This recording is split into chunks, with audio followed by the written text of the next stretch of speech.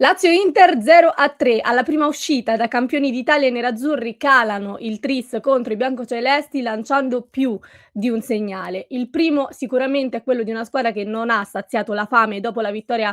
del tricolore e come ha detto Lautaro nel post partita tutti sono mentalizzati a voler mantenere appunto una testa da professionisti, la concentrazione da professionisti anche per lasciare la migliore immagine di questa Inter. Il secondo invece è ovviamente indirizzato alla finale di Coppa Italia, dove tra pochi giorni, proprio allo Stadio Olimpico, l'Inter incontrerà di nuovo la Lazio di Sarri. E se l'Inter, lascia e ci restituisce un'altra immagine sicuramente positiva, come sempre invece gli episodi arbitrali fanno discutere e non poco, insomma, visto che oggi, anzi già da ieri sera, si è così alimentata un'altra polemica arbitrale per via di un fallo di mano di Hila su un tiro di Marcus Thuram e tra poco analizzeremo anche questo episodio. E visto che si cerca di non parlarne, si cerca di nascondere anche un po', perché si amplifica solo ed esclusivamente quando l'Inter è dall'altra parte, allora ne parleremo noi. In questo nuovo,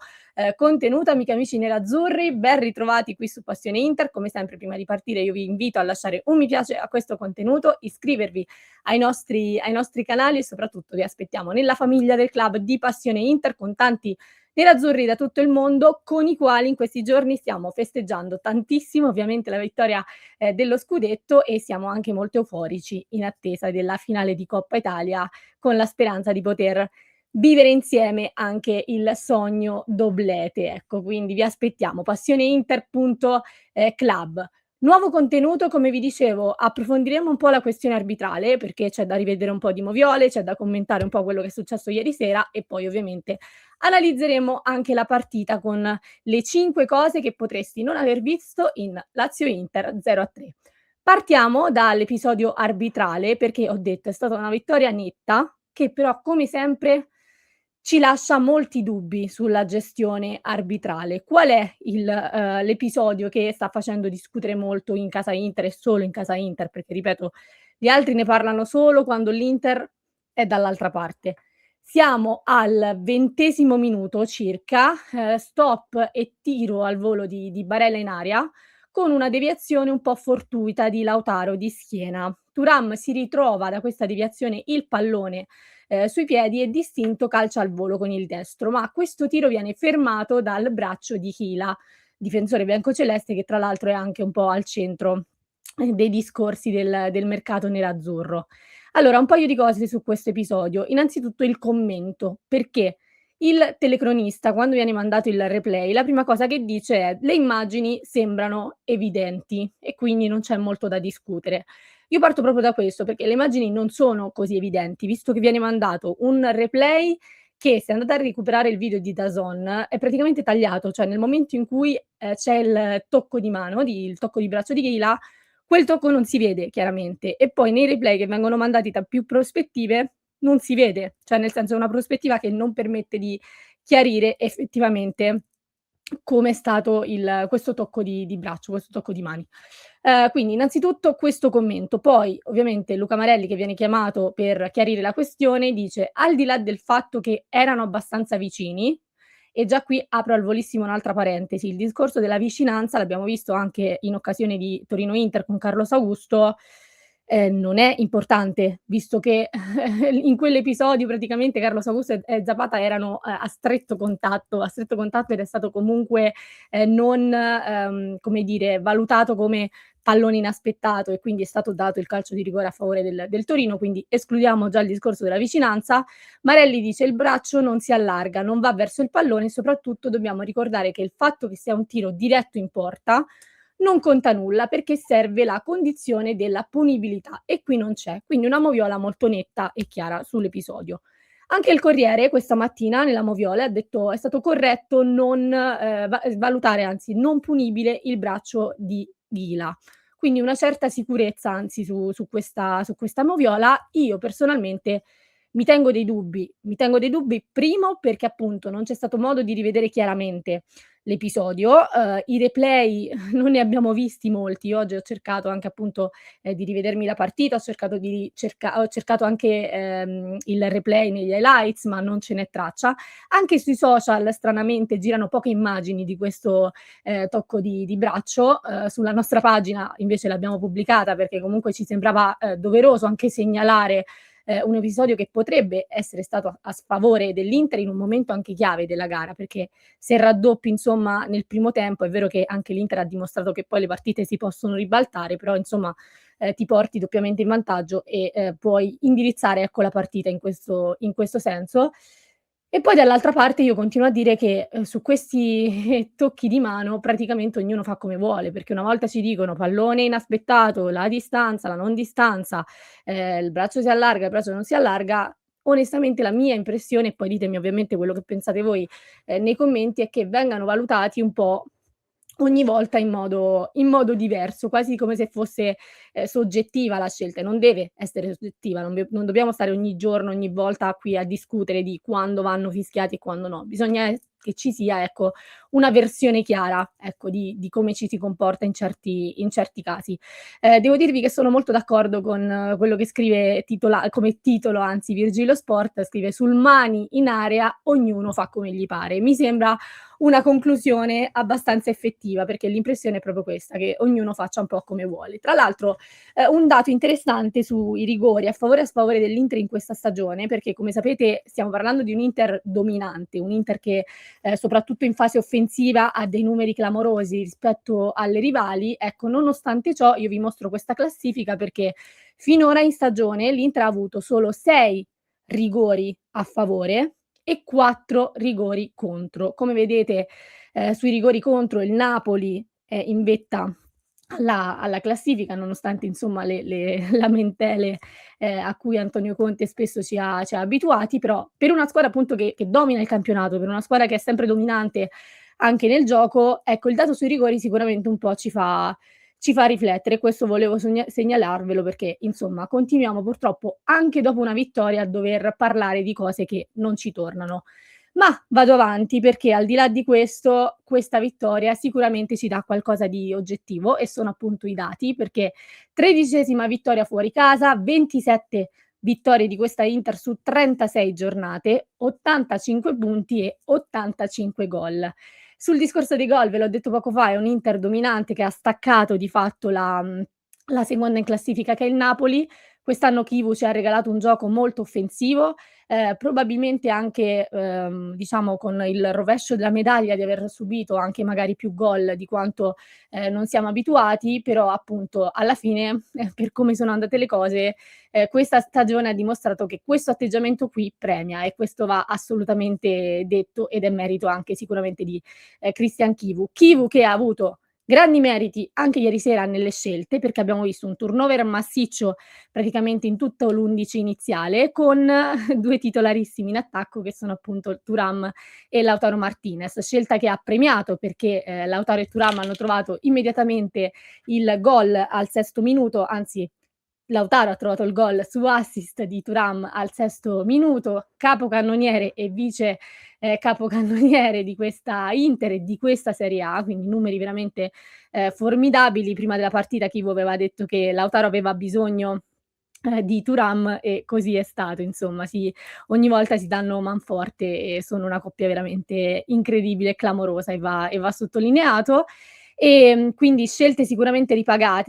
ripagata e Chivu poi ha gestito comunque le energie anche a partita in corso, ha fatto diversi cambi, ha fatto uscire, Thuram al 45esimo e ha tolto Lautaro al 63esimo. Lo aveva detto prima della partita: "Lautaro giocherà 1 oretta perché ha bisogno di rimettere minuti nelle gambe". Ricordiamo che Lautaro è rientrato da infortunio, non ha giocato titolare, nella precedente partita, ieri è partito dal primo minuto e quindi aveva bisogno in vista della Coppa Italia di mettere sicuramente,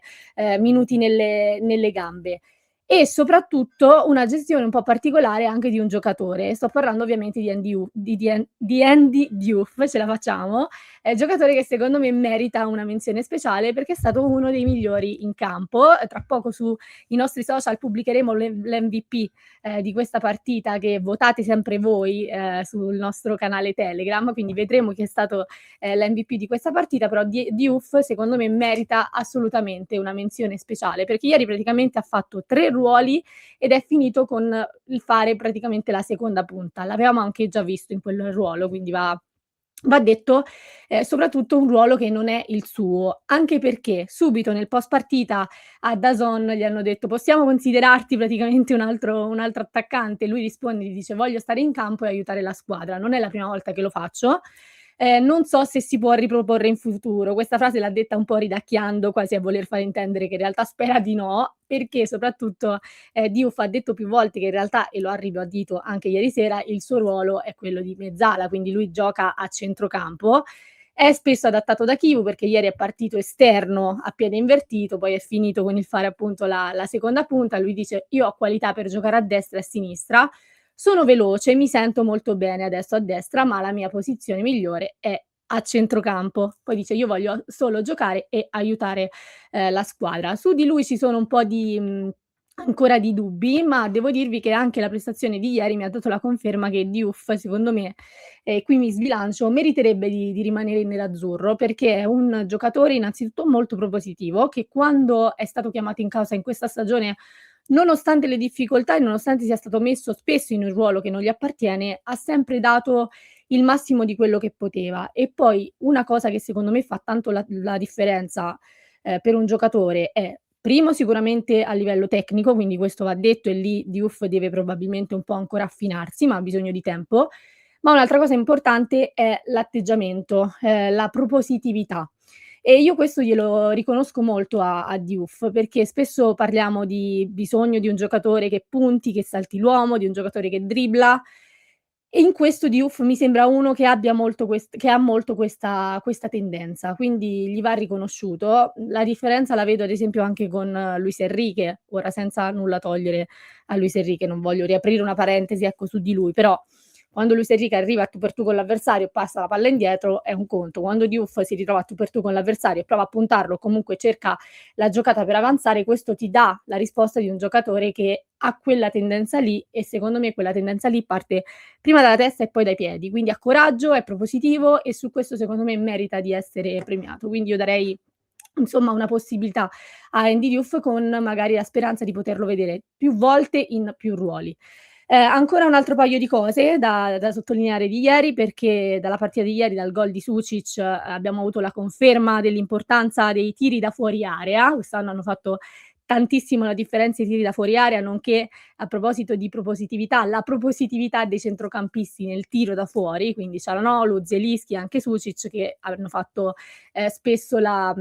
differenza. E a proposito di gente che ha fatto la differenza, menzione anche per Mkhitaryan che dopo aver trovato il gol dello scudetto, anche ieri, ha trovato il gol che di fatto ha chiuso la partita. Nel post partita ai microfoni di DAZN sono andati Mkhitaryan e Lautaro, diciamo che da quelle parole secondo me è arrivato un segnale anche importante, perché Mkhitaryan ha detto molto emozionato devo dirvi, mi ha emozionata perché era molto emozionato, ha detto: "Ho avuto una carriera grandiosa, sono felice di essere stato una parte dell'Inter e di essere una parte dell'Inter e compagno di questi ragazzi perché mi hanno allungato la vita", ha detto, "negli ultimi 4 anni. Adesso testa alla finale di mercoledì, speriamo di fare il nostro meglio per alzare un altro trofeo." Diciamo che sono state parole che un po' hanno dato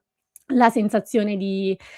quasi un saluto a questa Inter che un po' ci aspettiamo tutti, perché Mkhitaryan è in scadenza di contratto, insomma anche, l'età, non ci fa pensare che possa proseguire in alcun modo, anche le sue dichiarazioni dell'anno scorso in realtà lo aveva già detto che si stava avvicinando alla fine di questa carriera, ecco, ci fanno pensare ad un addio, ma a un addio positivo, perché lasciare con il gol scudetto, un altro gol e chissà magari vediamo anche quello che succederà in Coppa Italia,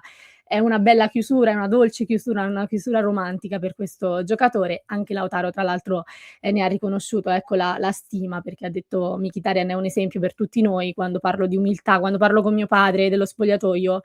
l'umiltà e il lavoro, ecco, è un qualcosa che a questo ragazzo appartengono." Ecco, ci ha dato insomma un'immagine, di Mkhitaryan che in realtà già avevamo, ma ce l'ha confermata. L'ultimissima invece parentesi su questa partita riguarda un botta e risposta tra Chivu e Mourinho, perché Mourinho qualche giorno fa, dopo la vittoria dello scudetto di Chivu, aveva detto, che Chivu quest'anno aveva avuto un po' la stellina, perché nessuna delle altre squadre è stata davvero una competitor forte per lo scudetto. Ha anche detto: "Mi piacciono tanto questi giocatori di questa Inter, ma nessuno avrebbe giocato nella squadra del triplete." La risposta di Chivu è stata abbastanza secca, tra l'altro è stato molto prestato da DAZN, perché ben 4 domande sono state fatte su Mourinho. Io capisco l'esigenza dei colleghi di voler strappare per forza il titoletto, di voler fare per forza, notizia, però si è capito dalla prima domanda che Chivu non aveva intenzione di parlare di questa cosa, e probabilmente avrei anche evitato, perché è inutile, diciamo voler calcare la mano su una cosa che magari noi non sappiamo, ma Chivu potrebbe anche non aver gradito, esserci rimasto male. Non sappiamo mai qual è la risposta emotiva di una persona su determinate cose, quindi avrei un po' più di tatto, ma capisco che non tutti magari, ragionano allo stesso modo. Chivu ha risposto appunto in maniera netta, ha detto: "Chiedete a lui, mi godo una squadra, ho avuto la fortuna di essere parte anche dell'altra, non si può fare il paragone tra 2 squadre perché sono cambiati i tempi", e qui sottoscrivo. Sia l'Inter del 2010 che quella del 2026 hanno dato una grande gioia ai nostri tifosi, e questo è l'importante. Quindi Chivu ha dato una risposta molto elegante alla Chivu, che secondo me ci dice un po' tutto. Io non ho gradito appunto le domande incalzanti di ieri sera, e non ho gradito, in realtà vi dico anche questa, ma vi aspetto nei commenti per sapere la vostra, le dichiarazioni di Mourinho, perché a volte secondo me una parola in meno può fare la differenza. Nel momento in cui, Chivu vince lo scudetto, io sono certa che Mourinho abbia scritto a Chivu, questo lo dico, però magari davanti ai microfoni, sminuire un po' quello che è stato un percorso, non la trovo una cosa molto carina, però poi sono questioni su cui ognuno agisce come vuole, però non ho gradito molto. Ma ditemi anche voi che cosa ne pensate, come commentereste anche, queste parole e la risposta di Chivu, o un commento anche sulla partita ovviamente di ieri sera, della quale parleremo anche nella diretta di questa sera delle 19:30, quindi vi aspetto in live qui su Passione Inter, vi aspetto nei commenti, vi ringrazio per essere arrivati fino a questo punto. Nel frattempo io lascio un contenuto al link in descrizione per chi ci sta ascoltando in podcast. Se invece ci state seguendo su YouTube, vi basta cliccare qui.